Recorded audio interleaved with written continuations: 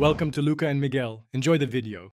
In this video, I will explain how to play Clash of Clans on Bluestacks. First, you will need to download the Bluestacks 5 installer from its official website. Once downloaded, run the file and follow the straightforward on-screen instructions to complete the installation. This process usually takes only a few minutes. After installation, launch the Bluestacks 5 application to begin setting up your gaming environment. Next, you will need to set up your Google Play Store access. Open the Google Play Store application, which you can find on the Bluestacks 5 home screen.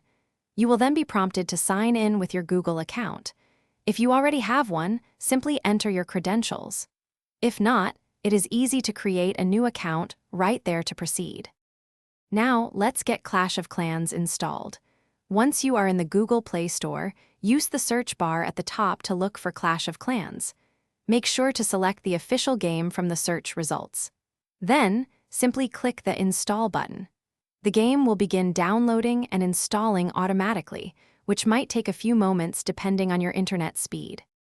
Finally, you are ready to play. Launch Clash of Clans directly from the Bluestacks 5 home screen. You might want to check the in-game settings to optimize performance and graphics for your computer, ensuring a smooth experience.